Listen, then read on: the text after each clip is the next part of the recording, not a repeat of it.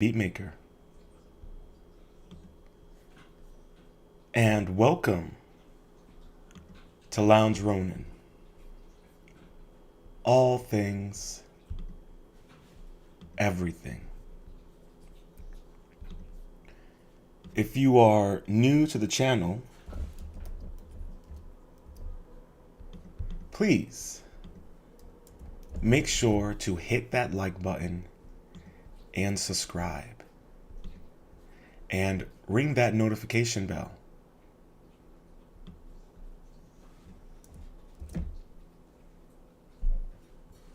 And on this episode, we're going to discuss John Dee and Edward Kelley,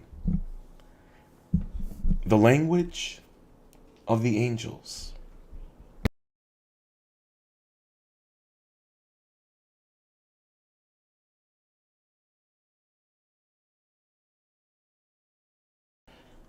And this is going to be a light introduction.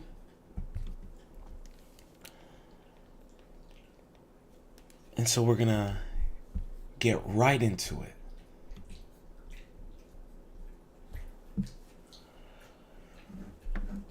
Alrighty, here we go.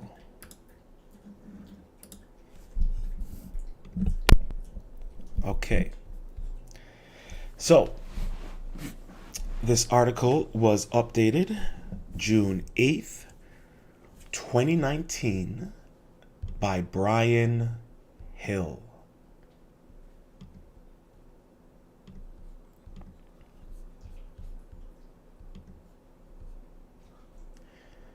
Enochian, the mysterious lost language of the angel.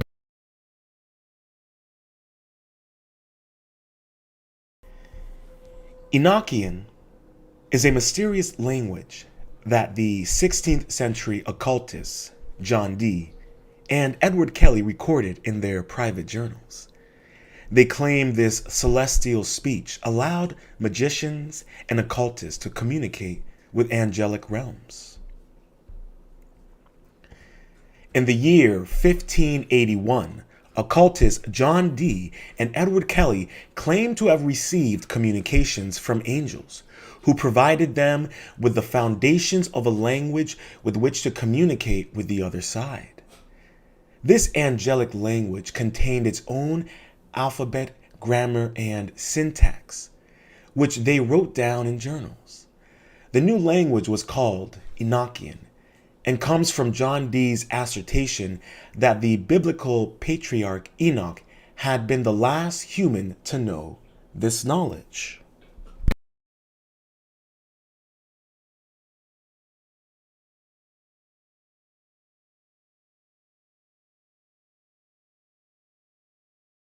Now, if you know anything about Enoch, or if you're familiar with the book of Enoch, then you're well aware that Enoch spent some time with an angel who invited him onto his chariot. Which, when I was having discussions with my moms about the chariots in the Bible and their descriptions, she began to realize that they sounded like the rovers on Mars. They just sounded like, spacecrafts. And if you know a little bit about Enoch, and his interactions, he spent time with an angel traversing the planet inside his ship. He was gifted knowledge. So, these ideas are not out of the realm of possibility. There's actually a channel I follow. Shout out to White Lotus of Light, and he talks about his abilities to communicate with angels, and the knowledge and information they have provided him. So these types of ideas and practices are not out of the realm of possibility, especially if you're someone who is well familiar with, the Freemasons or any of those types of secret societies, or ritualistic practices, you're well aware that they delve into these otherworldly beings or entities or machinations, whatever you want to describe it. So it's not out of the realm of possibility. In fact, I think it's wholeheartedly possible and outright real. But let's continue. The Enochian language entails plenty of myths and stories. The subject is deep enough for college professors to discuss and complex enough for students to seek help from an essay writer online to handle it. So let's unveil the mystery behind Enochian. Is it really the angelic language?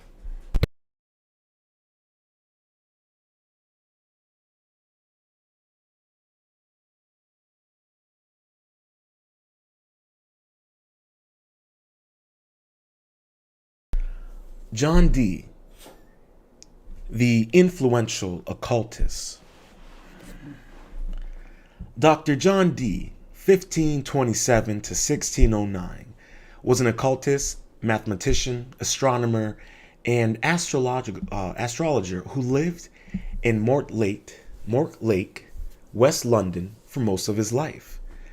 An educated man who studied at St. John's College in Cambridge was eventually accepted into influential circles of the ruling elite and acted as a scientific advisor and confidant to Queen Elizabeth I.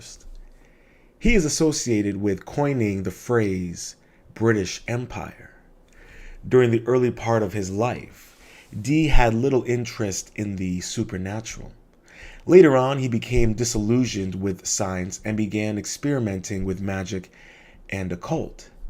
Dee was looking to discover lost spiritual knowledge and recover the wisdom he believed was hidden in books of antiquity. Among these books was the then fabled Book of Enoch, which he conceived as being a book describing the magic system used by the patriarch in the Bible. One thing I find interesting here that he said was that he became disillusioned with science. I find that very fascinating and peculiar as to why he became disillusioned with science. Now, I'm of the impression and of the belief that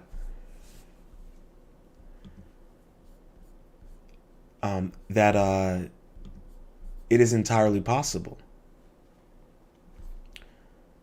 that science and religion are in many ways one and the same, and it would be foolish of us to not acknowledge that. So I think it's something that we really gotta acknowledge, that science and religion are one and the same. Give me 1 second, guys.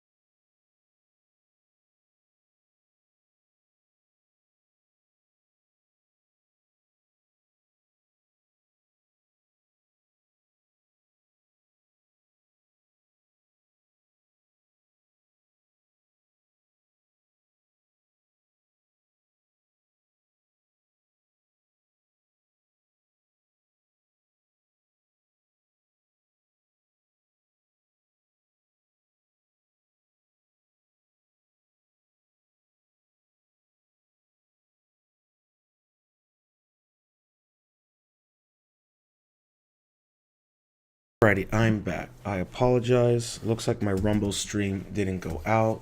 So I wanted to let people know over there on Rumble to head over to my YouTube channel. So, like I was saying, you know, it's funny to me how science and religion, in many ways, I mean, science, the science and mysticism and ancient practices are really one and the same. It kind of makes me think back to that episode, or that makes me think back to Thor, the first film, and how in Thor, the first film, you're essentially, he tells Jane, listen, what you call science, what you call magic, we call science. It's one and the same. And that's one thing I found really, really intriguing about some of the things that are really interesting about that film, is that they drop feed. And the idea that John Dee became disillusioned with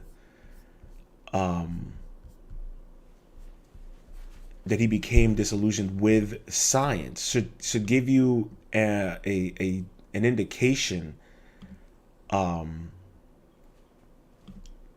that for him things are not, it wasn't, the answers that he was searching for were not being revealed to him for whatever reason. And he became disillusioned with science, so he's going to the occult practices. And, if we were to look back to ancient times, to ancient civilizations, ancient religions, what they were practicing, we would consider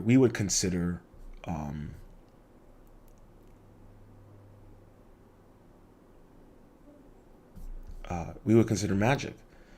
And I feel that we are at a precipice in time and space where, if we do not acknowledge the fact that what the ancients practice was just a form of high technology, but with less wires and circuits, if that makes sense. So I really think that we really should understand where John Dee's coming from in terms of his disillusionment, because how many people were in the same boat as him who became disillusioned with the sciences and sought alternative methods. It's no different than, you look at what happened with the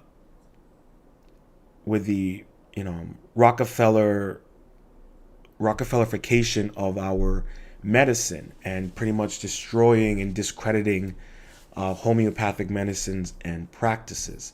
So I really think we need to take those things into consideration and understand why John Dee would probably feel disillusioned with science and seek out books of antiquity. I mean, we still don't know how the Egyptians built the pyramids. We're still not even sure if it was the Egyptians who built the pyramids. For all we know, it could have been giants. There's information, about that as well. I know I'm going off a little bit on a bit of a Ronin rant here, or I should say a Ronin tangent, but all I'm saying is that there always seems to be these cases or situations where, people of the scientific method become disillusioned with their community, with the methodology, and they seek alternative methods, ancient methods. And then they're either ousted or exiled or mocked for, returning to the roots, I guess you could say. So just something to keep in mind. So here we have an image, or I should say a portrait, of John Dee, painted during the 17th century by an unknown artist. It is taken from the National Maritime Museum at Greenwich.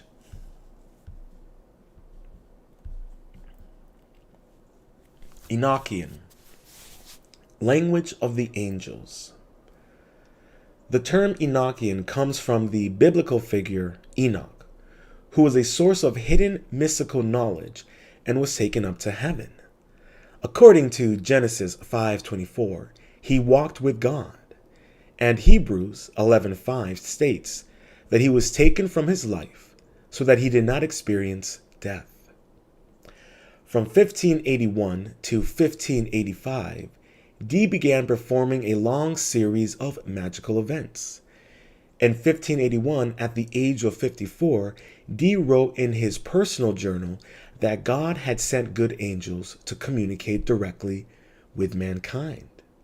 By 1582, he was collaborating with fellow occultist and seer Edward Kelley, 1555 to 1597, to communicate with these angels. Hundreds of spirit conversations were recorded, including what they claimed was an angelic language called Enochian, composed of non-English letters. The Enochian alphabet was revealed to John Dee and Edward Kelley during scrying sessions, when various texts and tables were received from angels. Scrying is a technique used by seers, psychics, and sorcerers to foretell the future and involves gazing into reflective surface to receive messages. So I think this is, I've heard of, black mirrors, or even in Cinderella, right? No, Snow White. She looks into the magic mirror, and it gives her knowledge, tells her who is the fairest and beautiful of them all, and da da da this, da da da that. So that's very interesting. I apologize for some of these ads. I know they're a little freaky, but everyone's got to make money, right? Here we have a portrait of John Dee performing an experiment before Queen Elizabeth. Oil painting by Henry Gillard, 1913. Magical objects and celestial speech. It is documented that Dee and Kelley used certain objects such as a black obsidian mirror and a crystal ball to experience these visions. Dee acted as an orator, directing prayers to God and the archangels for 15 minutes to an hour. Then scrying stone was placed on a table, and the angels were called to manifest themselves.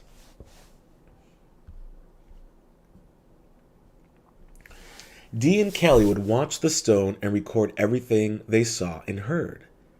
They were told by the angels that the magic would give superhuman powers to its practitioners, change the political structure of Europe, and herald the coming of the apocalypse. I'd say that seems to be right on par.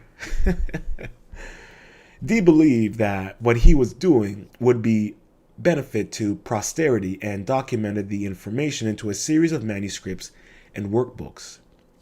He never described the language used during the sessions as Enochian, but preferred to call it angelical, the celestial speech, the first language of God Christ, particularly Adamical, because he asserted it was used by Adam in the Garden of Eden to name of the God's creatures.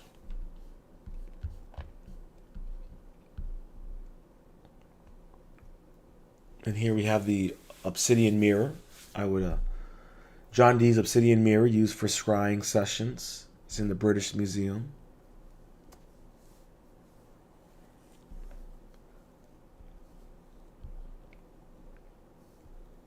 And here we have John Dee's seal of God. And, you have the pentagram symbols and the stars. So, I mean, it's, that's why when I was saying earlier, if you are, aware of many of the, or familiar or have heard of many of these various, elite groups and communities and societies and organizations, then you're well aware of the fact that, they continue these practices, here on out. And so I'm not surprised at any of this. And whatever language that they were speaking with, think about the countless lost languages in societies. What was the society like that was living in the pyramids underwater off the coast of Cuba? How much lost technology and languages have been lost. Languages that, maybe depending on the way you spoke, altered the frequency around you, altered the way you perceive things, allowed you to see certain entities and see the veil between the worlds. And so I don't, I know I might be sounding a little woo-woo here, but, this is Lounge Ronin, all things, everything. So we're going to talk about the woo-woo because it's true and it's real. So I hope that people, take time and do their own personal research into many of these things. As I said earlier, this is just a little light introduction. And I personally am going to look into some of these manuscripts and see what it has to say. But let's continue. Enochian alphabet. There are two different versions of the Enochian alphabet, with one script slightly different from the other.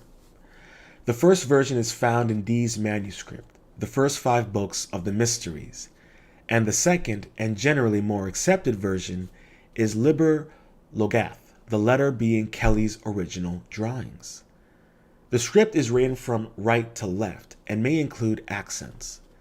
The Enochian letters have English letter equivalents, with some of the letter names pronounced as they would be in English, but many are pronounced differently. The alphabet is used in the practice of Enochian magic and angelical or Enochian keys. They were received through Edward Kelley in 1584 in Krakow, Poland.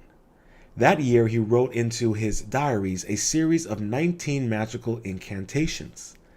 The keys comprise 48 poetic verses and corresponded to various functions within the Enochian magic system. They are given in the original Enochian language, and a modern English translation based on John Dee's Old English versions. And here we have an image. The Enochian letters are read from right to left. They have letter forms, letter names, and some English equivalents. They are written from John Dee's diary. So right to left.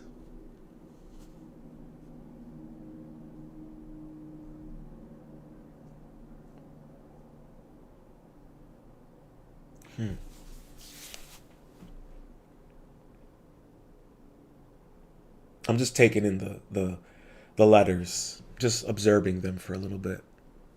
Give you guys a chance to do that as well.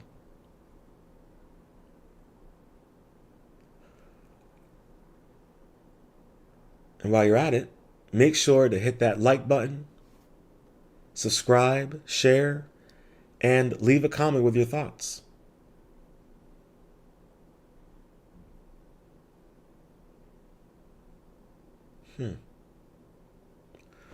All right. Interception. Due to the loss of parts of John Dee's original manuscripts, interpretations have arisen regarding the meaning, validity, and authenticity behind the Enochian language. Some magicians have asserted it is the oldest language in the world, predating all other human languages. In some circles, it is considered among the most powerful strands of magic, and is a method of contacting intelligences from other dimensions. Detractors have pointed out that the syntax of Enochian bears a strong resemblance to English, Dee and Kelley's natural language. Such similarities include the word Lucifitius, a term meaning brightness, which bears a connection to Lucifer, whose name means light bringer. Londo, the Enochian word for kingdom, might just represent Dee's connection to his royal patron, the Queen of England. Computer analysis have also shown Enochian to have grammatical relationship to English. Text and Liber Logath demonstrate phonetic features that do not appear in natural languages. The phonetic features are associated with more glossolalia speaking in tongues.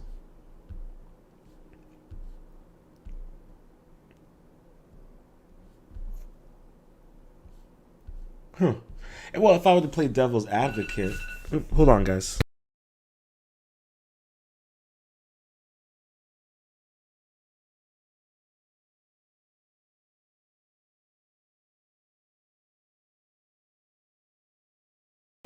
If I were to play devil's advocate here, we could say that potentially they were, grifting, and we know a lot of at those times, you had a lot of people who were selling a lot of different snake oils, whether physically or verbally, through counseling or through products. So it is possible that they weren't really speaking any real language, and kind of making up their own thing, which is entirely possible. But at the other side, I would say, well, it would make sense for the words to be similar in English if these angels are translating their language to them. You would want it to be as reflective to what they're able to pronounce. I mean, speculating here. I don't know if to learn the true pronunciation and the true language of the angels, would it take a lifetime? I don't know. Do you have to have a certain type of celestial or energy or connection? Perhaps that you can, or it's the possibility that because you are not of that dimension, that higher plane of existence where these angels live and operate, that you could not speak it truly in its totality. So they had to kind of create a slang version of it. I mean, it's, if you look into the English language, American English, it's a compilation of many different native languages of America. It's a trade language. So we have to, if we were to think about it, perhaps there was a more downgraded version of the Enochian language that was used for trade, in a sense, because if you think about it, they're trading in knowledge. Whether we don't know what John Dee and Edward Kelley exchanged for this knowledge, for these capabilities. But we do know that in many of these types of occult practices and rituals, there is an exchange. So we have to just keep that in mind when we look into these type of things. But let's continue.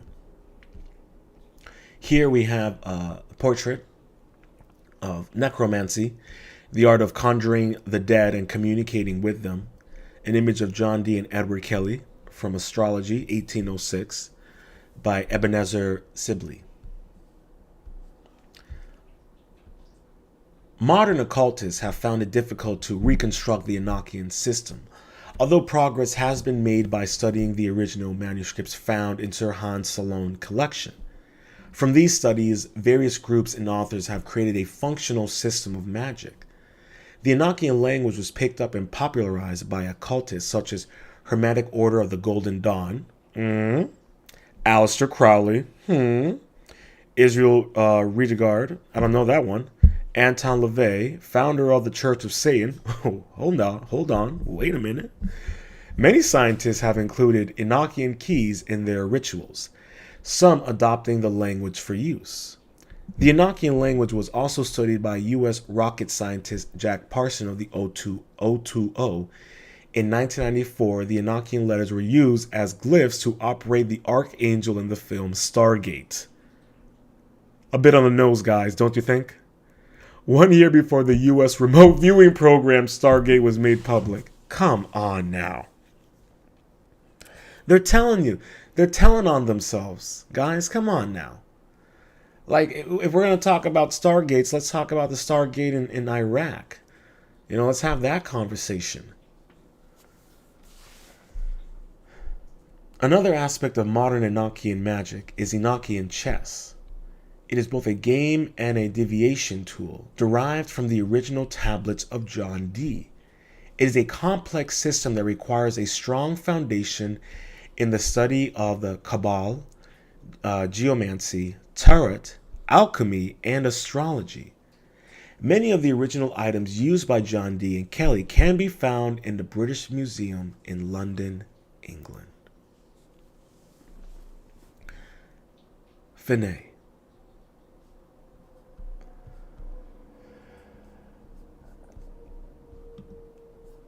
I don't know, ladies and gents.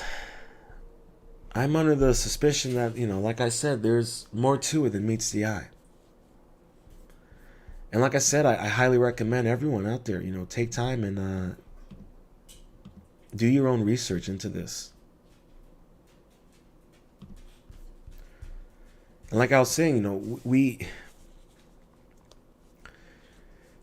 there is so much we really don't know about our spiritual capabilities. And I think much of that is being suppressed purposely. Rules for thee, but none for me, So I really believe that these individuals were practicing something that's real, that was true. If that's not the case, then why are all the elites practicing the exact same stuff themselves? Or was it that Rockefeller had in his personal collection a manuscript about Christ's abilities to shapeshift? And they've had it in their collection for like almost 100 years, and they recently made it public. Why is that? They figured it out, or there wasn't enough, information in there for them? I mean, I'm just, I've covered a couple manuscripts and things about spells and magic, and, you listen to Isaac Weishaupt, shout out to his channel. When you listen to people talk about these things, and I've listened to interviews with alchemy practitioners or people who practice different forms of witchcraft. When you listen to them and you hear their stories and you hear the way they talk,